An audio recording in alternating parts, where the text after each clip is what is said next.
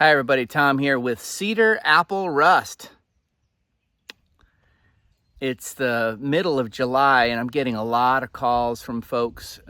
It's pretty typical this time of year. What's wrong with my tree? What can you do to my tree? Can you fertilize it? Can you spray it? Can you do something?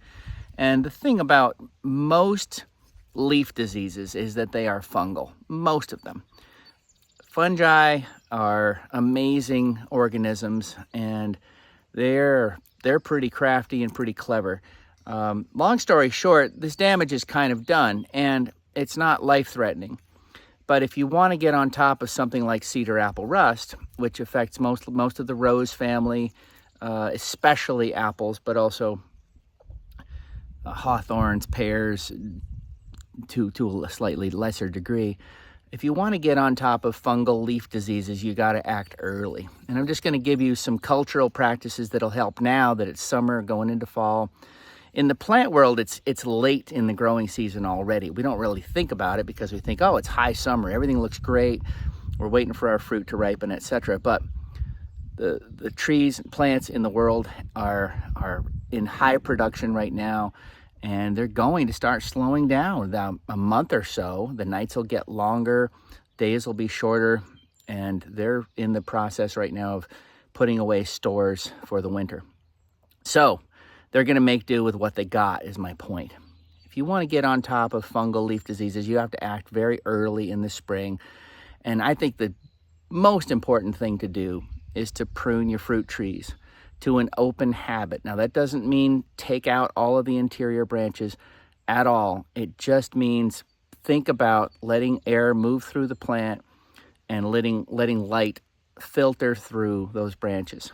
What that does is that will shorten what's called the wetting period. We talked about this before. The wetting period is the amount of time that passes between a rain event and when those leaves dry out. That wetting period is party time for fungi.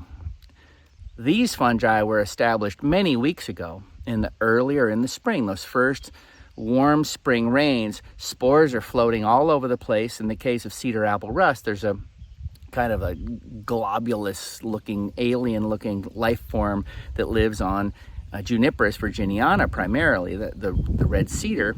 And then that sporulates, floats around, lands on apples. And those spores drill into the leaf surface when the growth is succulent and the leaves are soft, and that's when they get established. Now, many weeks later, we've got periods of drought. It's super hot today. Trees are getting overexposed.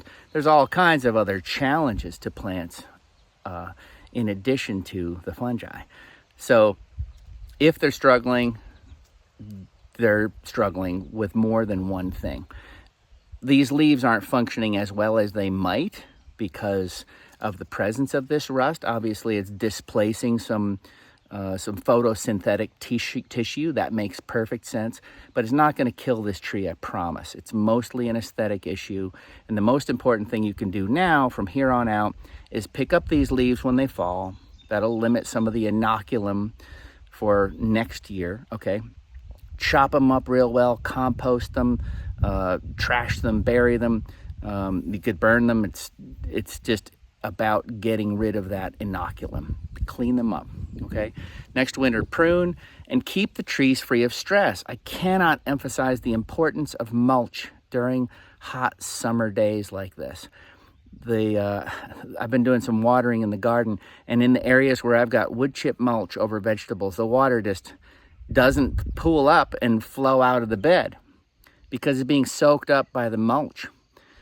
Mulch is what the forest does for itself, and you can mulch your fruit trees.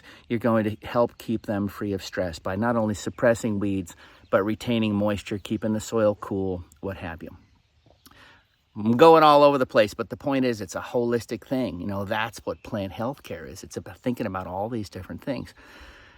To reiterate about leaf diseases, most of them are fungal, and I just don't want you to worry. Definitely don't go buy fungicides and spray them on something that is well past the point where you're going to do any good.